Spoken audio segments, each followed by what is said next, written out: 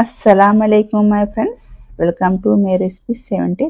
ఇవాళ మన రెసిపీ చూడబోయేది ఏంటంటే మార్నింగ్ బ్రేక్ఫాస్ట్ కింద ఉప్మా అయితే చూడబోతున్నాం. సింపుల్గా టేస్ట్గా ఉంటుంది, అలాగే 10 నిమిషాల్లో అయిపోతుంది. ఒక్కసారి ఇలా చేసుకుని తిన్నారంటే మళ్ళీ మళ్ళీ ఇలాగే చేసుకుని తినాలనిపిస్తుంది. రండి ఫ్రెండ్స్, వీడియోలోకి వెళ్ళిపోదాం. ముందుగా స్టవ్ వెలిగించుకొని కళాయి పెట్టేసుకోవాలి. కళాయి పెట్టేసుకున్న తర్వాత ఇందులో గోధుమ నూక వేసుకోవాలి. నేను వచ్చేసి ఒక అర గ్లాస్ అయితే గోధుమకు తీసుకుంటున్నాను. అర గ్లాస్ గోధుమకు వచ్చేసి మంట స్లోలో పెట్టుకొని వేపుకోవాలి.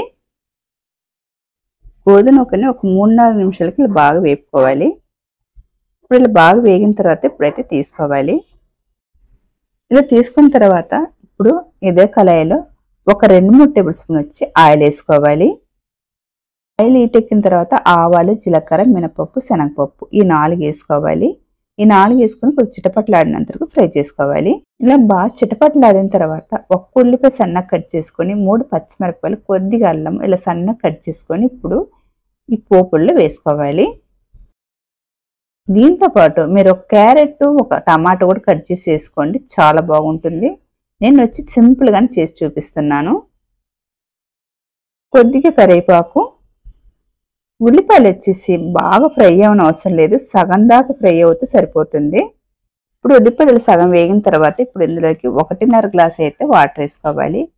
అర గ్లాస్ గోధుమకి ఇప్పుడు 1.5 గ్లాస్ అయితే వాటర్ వేసుకుంటున్నాను. ఇలా వేసుకున్న తర్వాత ఇప్పుడు సరిపడా అయితే సాల్ట్ వేసుకోవాలి. సాల్ట్ వేసుకున్న తర్వాత ఒకసారి బాగా కలుపుకోవాలి. కలుపుకున్న తర్వాత వాటర్ సాల్ట్ సరిపోయిందా లేదో చూసుకోవాలి. ఇప్పుడైతే నీళ్ళు కొద్దిగా మరగనివ్వాలి. ఇలా నీళ్ళు మరగగానే ఇప్పుడైతే ముందుగా వేపి పెట్టుకున్న గోధుమ నూకని ఇప్పుడు ఇందులో వేసుకోవాలి. ఒక పక్క గోధుమ నూక వేసుకొని ఇలా ఒక పక్క కలుపుకోవాలి. ఉండలు లేకుండా చూసుకొని ఇలా కలుపుకోవాలి. ఇలా కలుపుతూ ఉంటే అలాగ మరిగి దగ్గరికి అయిపోద్ది.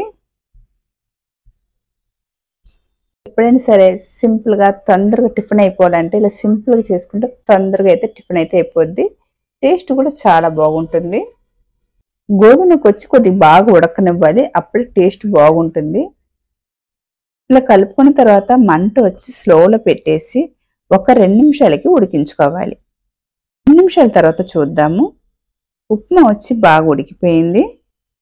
అదే 10 నిమిషాల్లో ఉప్మా అయితే రెడీ అయిపోయింది. తొందరగా మనకు టిఫిన్ అవ్వాలంటే ఇలా ఉప్మాతో అయితే మనకు తొందరగా పని అయిపోతుంది. సింపుల్గా ఉంటుంది, టేస్ట్ కూడా ఉంటుంది. అయితే సర్వ్ చేసుకుందాము. సింపుల్గా సాంబార్తో అయినా సరే, కొబ్బరి పచ్చడితో అయినా సరే తింటే చాలా బాగుంటుంది. అలాగే నా రెసిపీ కనుక మీకు నచ్చితే కనుక లైక్ చేయండి, షేర్ చేయండి, సబ్స్క్రైబ్ చేసుకోండి. చూసే వారైతే ఒక లైక్ అయితే కొట్టేయండి. బాయ్ ఫ్రెండ్స్, మరొక వీడియోలో మళ్ళీ కలుద్దాం. బాయ్.